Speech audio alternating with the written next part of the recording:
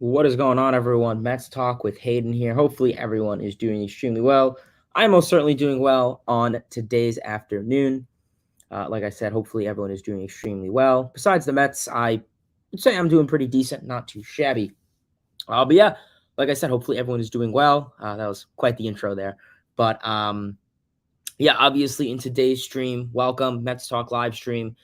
Appreciate everyone for tuning in. In today's stream, we are going to be going over the New York Mets and New York Yankees series summary. So pretty much summarizing the Subway Series, going over the good, the bad, and the ugly. Then, of course, we will be previewing the New York Mets and Washington Nationals series preview. So that is coming up, big 4-game series. And then after that will be the MLB trade deadline. So I'm sure there's going to be plenty to discuss in regards to that. But yeah, hopefully everyone is doing well today. Before we get started into all of today's topics, everyone, if you could give this video a like, comment, subscribe, turn on those post notifications, and all that stuff, that would be very much appreciated as per always. I know baseball has been kind of boring lately, but, still going to come on here and still going to be talking about our New York Mets. Like I said, they could lose every single game. I'm still going to come on here and try and talk about them regardless as baseball could be boring or the Mets, as I should say. So, yeah, I guess with further said, like I said, give this video a like, comment, subscribe, turn on those post notifications, tell your friends about this channel. If you have any comments, questions, concerns, drop them in the comment section below. Try and if you guys could wait till I am done with my rant.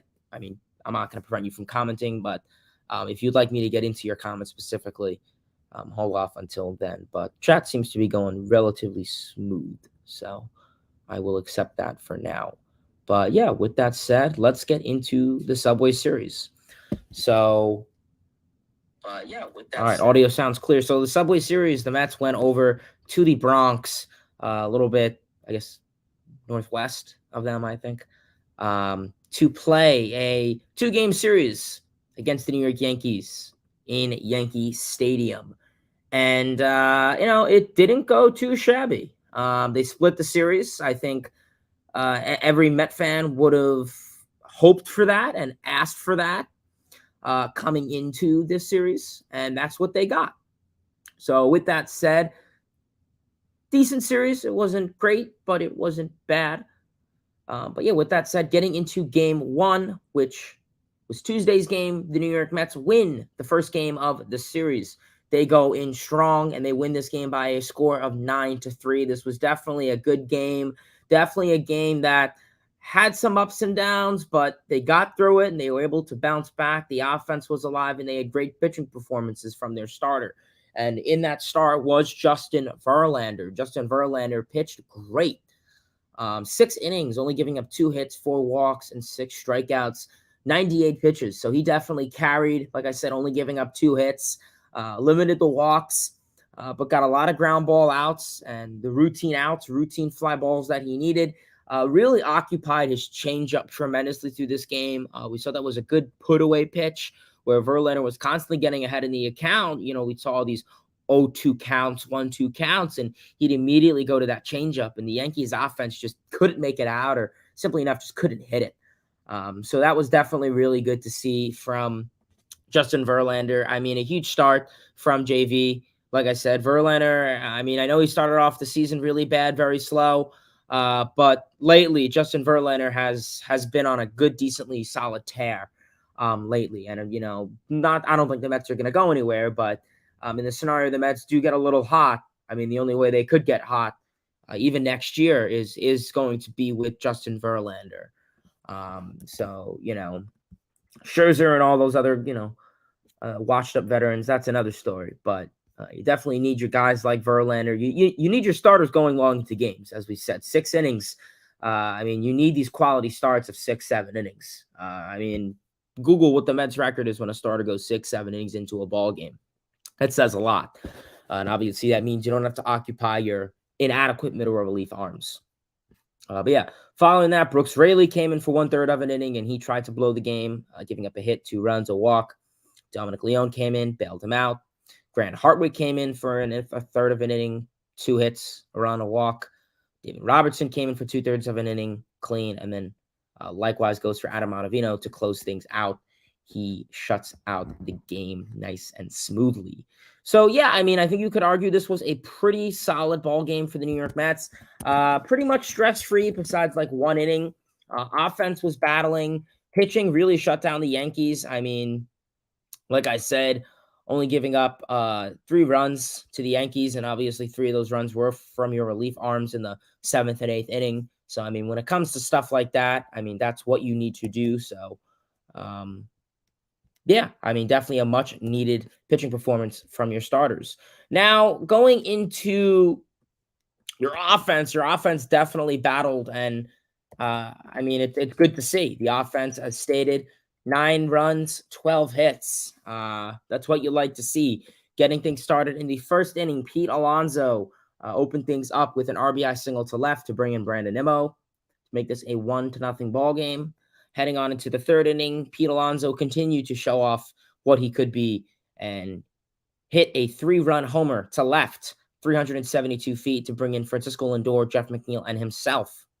Heading on into the 6th inning, while it's a 4-0 ball game, Pete Alonso extends it to make it a 5-0 ball game. As in the 6th inning, Pete Alonso has a solo homer to center field, 431 feet. So Pete Alonso, really the Pete Alonso show in this game. Heading on into the 6th inning as well, going back-to-back, Daniel Vogelbach had a solo home run to right center. Heading on into the 7th inning, Jeff McNeil has an RBI single to center to bring in Francisco Lindor. And then to put the icing on top, Jeff McNeil has an RBI double to right to bring in Francisco Lindor and Brandon Nimmo. So, yeah, Mets offense definitely broke out. 5 RBIs from Pete Alonso, by far the MVP of this game on the offensive side. Going 3 for 4, 5 RBIs, 2 homers, 2 runs. Like I said, Alonso, breakout game for him, big time. We know that he's been in a horrible slump since returning from the IL, and we know that a wrist fracture could take anywhere from 6 to 8 weeks to recover, and it's about 6 weeks ago. So maybe we'll see if Alonso can start to put the pieces together. I mean, if the Mets want to be competitive, even next year, put this year aside, even next year. I mean, Alonso is your biggest offensive contributor. I mean, there's a reason the Mets won 101 games last year, and they had Francisco Lindor and Pete Alonso having 100+ RBIs. I mean, that simply says it right there. So you like to see that. Mets win this game 9-3. Justin Verlander with his 5th win on the season. So super exciting to see. Happy for JV. We'll see. Hopefully he could settle in. Now going into game 2 and the final game of 2-game set, the Mets lose this game 3-1. Very much winnable game. But we know how the Mets are. The Mets, obviously, Jose Quintana on the bump for the Mets, and he pitched well. Shocking to say. 6 innings, 6 hits, 2 runs, 3 walks, 5 strikeouts, 94 pitches. Maybe could have went the 7th inning, but it would have not really made a difference. Got out of every jam that was given to him. First inning, runners on the corners, no outs, gets a strikeout, double play. Second inning, bases loaded, no outs. Only gives up 1 run, and it was on the sac fly. So, I mean, really phenomenal stuff from Jose Quintana. We know that he's not a heavy strikeout guy. 5 strikeouts, that's probably the most you're really going to see from him. You're not going to see him striking out the side like crazy. He's a ground ball guy. One thing I would like to address was the positioning of Danny Mendick at second base. We know that Quintana was getting a lot of ground balls up the middle. So I think positioning where the second baseman is going to be positioned, whether that's going to be McNeil at second or Guillorme or Mendick or whoever else, I think probably playing a little bit more up the middle is going to be more appropriate, because we saw the Yankees did that a lot, and they kind of picked up on that, and the Mets didn't. So I think that is one thing to address. It's not really Quintana's fault. Like I said, he's a ground ball guy, but just a note that was discussed last night on the post-game show. See that, so figured it was vital to bring that up once again. But yeah, like I said, Quintana pitched well, decent velocity on his stuff, nice fastball, slider. But he did his job for the most part. Drew Smith came in for an inning of relief, and same for Trevor Gott, clean outing. So you always like to see that. Now, When it comes down to the offense fell asleep big time, only scoring 1 run on 4 hits, and the offensive production was in the 3rd inning when Brandon Nimmo had a sac fly to left to bring in Francisco Alvarez. Otherwise, that's all she wrote. The Mets going 0 for 6 with guys with runners in scoring position. Just couldn't advance the runners. Just simply enough. Carlos Rodon, you're facing the lefty. Mets cannot hit left-handed pitching. I mean, if you thought 2021 was horrible with hitting left-handed pitching, this team cannot hit a lefty for their life. Whether it's Patrick Corbin, whether it's Carlos Rodon, they can't hit a left-handed pitcher. And that's something that they're going to need to figure out soon. McNeil has been really bad with hitting lefties this year. I think really the only guy that's been well with hitting lefties really this year has been Nimmo and Pham. Otherwise, everyone else has kind of just been below average when it comes to hitting against left-handed pitching. So that's something that this Mets team is going to have to figure out soon if they want to be competitive future years. I mean, you need to hit left-handed pitching. It's that simple. Yeah, and I mean, you look at this lineup, obviously, there's really no complaints with the lineup. Just no one could hit left-handed pitching. That's simple. So Mets lose this game. Quintana gets the second loss. Quintana gets the L. Not really his fault. Like I said, it's a two-way sport. You need your offense to pick you up. So, yeah, with that said, Mets split the Subway Series against the Yankees. The season series will be split also 2-2. So I think Mets and Yankee fans will take that. So now comes a new topic to discuss. The Mets are going back home for a 4-game series against the Washington Nationals. And there are 4 games left until the MLB trade deadline day. So these 4 games are pretty big for the Mets and all MLB teams. I mean, whether the Angels are coming up, the Dodgers, White Sox, the Phillies, any MLB team, the next 4 days are huge. Unless you're the Nationals or Rockies or Royals or A's. But, if you're a sub-hovering 500 team like the Mets or the Cubs or the Angels, then, yeah, these next 4 days are going to be huge. So you most certainly need to keep an eye out on those teams. But with that said, the Mets are going to play a 4-game series against the Washington Nationals at home. Going into this, the Mets are 47-54 with a record of 23-22 at home. So at least you have the good home record. Mets last 5 games, they are 2-3. You look at the Washington Nationals, they're pretty much out of it. 43, 59, 23, and 26 on the road. Honestly, their rebuild hasn't been that bad. I was expecting this to be a Nationals team to lose 100 games this year. I don't think they'll lose 100. I think maybe they'll lose like 85 to 90. But, I mean, definitely, this isn't a good team. But definitely overachieved to the standards that many people set with the Nationals early on this season. So, I guess kudos to them. They have a couple good pieces. Probably going to ship half of them off. But, we'll see how that goes. And obviously the Nationals are 4-1 in their last 5. So that's kind of interesting to keep an eye out on right there. Obviously, heading into it, Game 1 is tonight, 7:10 Eastern Standard start. Going to be super exciting, super excited to watch it. Kodai Senga is on the bump for the New York Mets. And Senga, Senga will probably be actually, sarcastic aside, Senga will probably be one of the most exciting people to watch in tonight's game. Obviously, Kodai Senga so far in the season is 7-5 win-loss record, posting an ERA of a 3.27, a WHIP of 1.26, 99 pitches. So hold that 99 innings pitched. So he should definitely get to 100 innings pitched after tonight, unless something goes wrong terribly, but I doubt that. Along with 125 strikeouts. So Senga definitely is a great strikeout machine. He could be a guy capable of striking out double-digit guys tonight. And, considering this is a Nationals lineup that likes to swing the bat, I wouldn't be surprised if Senga gets, 7, 8, 9, 10, 11 strikeouts. And that'll be very much needed because, the ground balls are great. We know Senga really keeps the ball in the ballpark. He doesn't give up a lot of home runs. 11 home runs, and I want to say like 7 of them were in like the first couple weeks of him. So lately he has been dominant. The walks are really no longer a crazy issue for him. The walks haven't really been an issue for him his last 5-6 appearances. So, I don't think the walks are a crazy issue, but it's still something to monitor. for him, in the future and down the line. So, see how that goes. But yeah, obviously mix up the fastball, the ghost forkball. I think if Senga can mix those two pitches together, I think that could definitely confuse this this Washington Nationals lineup. They're a team, like I said, that likes to chase, that likes to swing the bat, and they're willing to chase outside the strike zone. So if Senga could really, I guess, have location on his ghost forkball and then mix that in with a fastball, you can get those strikeouts, get those ground ball outs, and just keep the ball on the ground. As simple as that. So yeah, I guess we'll have to see how Kodai Senga's start goes tonight. Ideally, you'd like him to go 7 innings would be nice. We know his last appearance in Boston was kind of cut short because of the rain delay. He only went 3 1/3 innings pitched. So yeah, I guess he'll be a little bit more well rested. So we'll see how that goes for him. And then obviously for the Washington Nationals, they will have Josiah Gray on the bump for them. So interesting to see what he could do. He was an all-star for them this past year.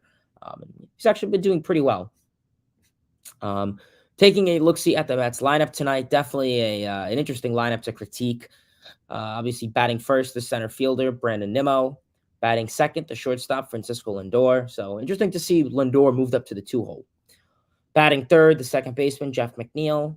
Batting fourth, the cleanup hitter, Pete Alonso. Batting fifth, the DH, Daniel Vogelbach. Batting sixth, the right fielder, DJ Stewart. Batting seventh, the left fielder, Mark Canha. Batting eighth, the third baseman, Brett Beatty. And, of course, batting ninth behind the plate, Omar Narvaez. Yeah, a lot of complaints. No Francisco Alvarez. No Mark Vientos. And no Tommy Pham. Mark Vientos easily could be a good DH spot. I get it. Okay, I get it. You have Vogelbach, sure.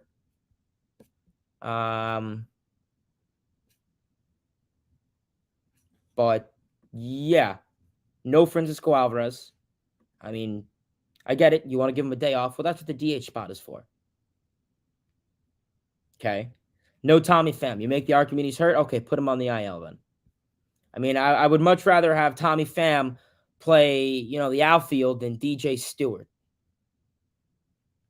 I would much rather have Vientos or Alvarez DH than Daniel Vogelbach. So like I said, considering Narvaez is catching tonight, I'd imagine Alvarez will catch the next 3 games of the series. At least that's what I hope. So we will have to wait and see. So that is going into game 1. Going into game 2 of this 4-game series, keep in mind it is 4.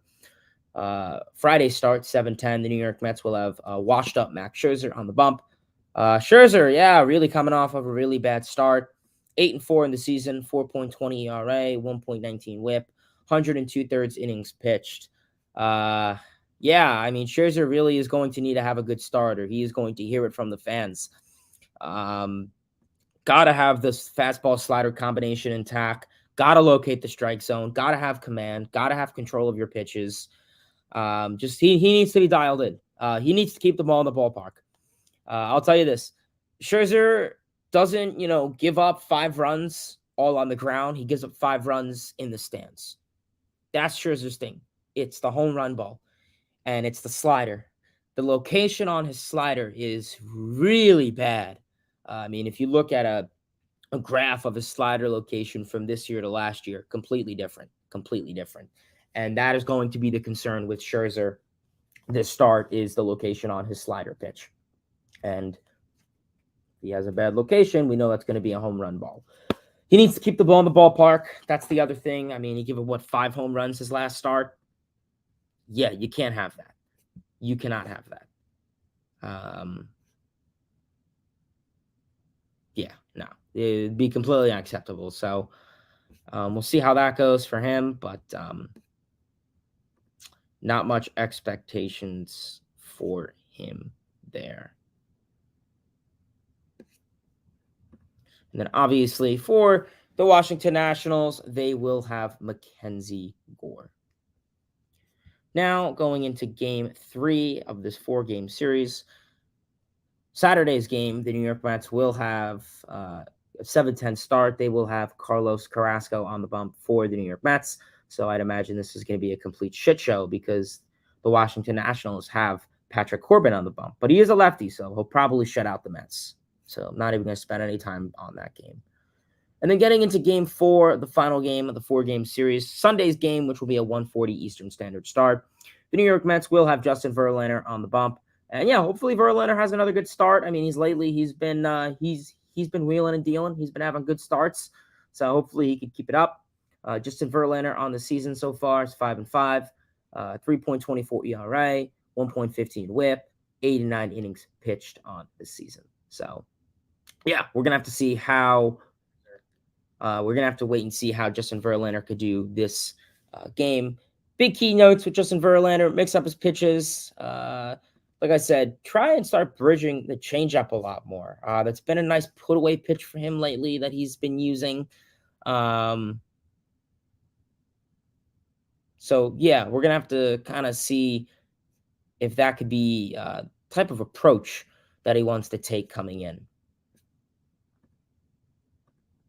And then obviously for the Washington Nationals, they will have Trevor Williams. And of course, Trevor Williams, former New York Met, Washington Nationals put him into a starter role. And he's actually been doing pretty solid. So we'll see how that goes there. Like I said, this is a 4-game series. So we're really just going to have to kind of wait and see what approach are both of these teams going to take. We know the Nationals are out of it. Mets are out of it, but statistically, they are not. So have to see how that goes. But yeah, like I said, 4-game series, Mets, Nationals. Give me 1 second.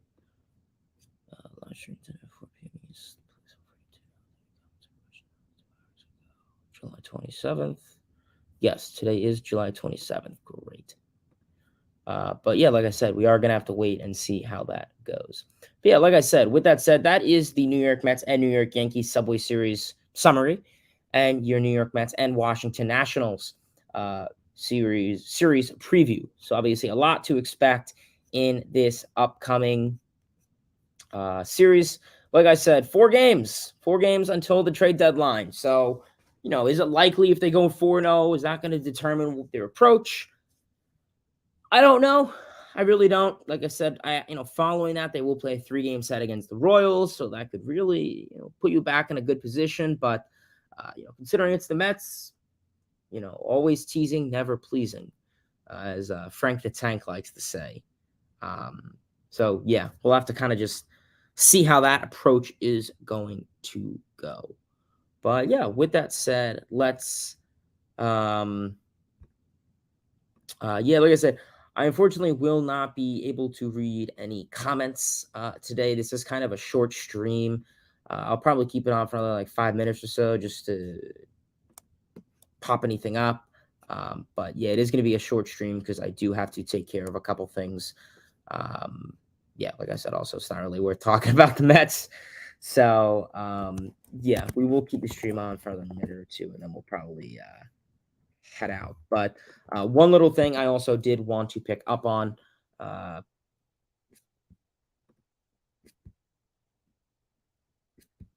One thing I also did want to pick up on with the Mets, there was some news with Starling Marte and, of course, Tommy Pham. So when it comes to Starling Marte, there was news, obviously, taking an examination of Starling Marte. We know that he did have that injury. He was put on the IL for it, or he had the migraine. He was put on the IL for it. Probably still has that lingering, issue from earlier in the offseason when he had the surgery. So he was put on the IL. He's probably not going to come off because he is expecting a kid. So I'm guessing that's kind of going to affect him coming off of the IL. So I'm not really sure what the Mets approach are going to take with that. But when it comes to Tommy Pham, it is expected he will be playing tomorrow. So I guess that would be a good sign to see from Tommy Pham. He has been a big contributor to this offense lately, and he's been in a pretty good spot. So we're going to have to wait and see how that can go. So, yeah. But yeah, otherwise, that's really all I got to discuss in today's stream. 4-game series coming up. Like I said, Starling Marte is still dealing with migraine issues. And according to Buck Showalter, he's probably going to continue to stay out for this week as he has the migraine issue. And then, of course, following the birth of his child. So Tommy Pham should get the start tomorrow. So hopefully he will be back in the lineup every single day. But yeah, with that said, that's probably all we're going to call it. Nothing really exciting to talk about with the Mets. Nothing really else to cover. Obviously, trade deadline's going on, so there have been some moves. Obviously the Angels are trying to fight for it, so we'll see if they can. So it'll be exciting to see them, and a lot of other MLB teams, see what their approach is going to be this upcoming week. But yeah, like I said, otherwise, I really do appreciate everybody for tuning into today's stream as always. I do apologize for kind of a short stream. I do have a couple things to take care of. And I wanted to, I didn't want to miss a stream. So I said, I'll come on for like 20, 30 minutes, just cover the series, preview the series. And if there was anything major that happened, which there wasn't anything major, then I would talk about that as well. But yeah, otherwise, I really do appreciate everybody for tuning into today's stream. As always, if you could give this video a like, comment, subscribe. And yeah, I will see you guys in the next stream. Like I said, give this video a like, comment, subscribe, turn on those post notifications. We are almost at 800 subscribers. So if you guys could, please help me get there. If you have to make an account for your dog, tell your friends, tell your family, tell your parents. Yeah, otherwise, let's get there. I know it's been a pretty rough and excruciating season for the Mets, but hey, you know what? I'm still going to come on here and still going to try and talk about baseball as much as possible.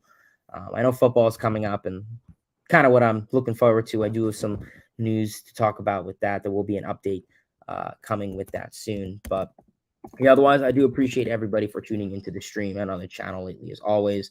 Yeah, otherwise, I love GM. Let's go Mets. Give this video a like, comment, subscribe, turn on those post notifications, tell your friends about this channel. Yeah, let's go Mets. Till next time, baseball fans. See ya.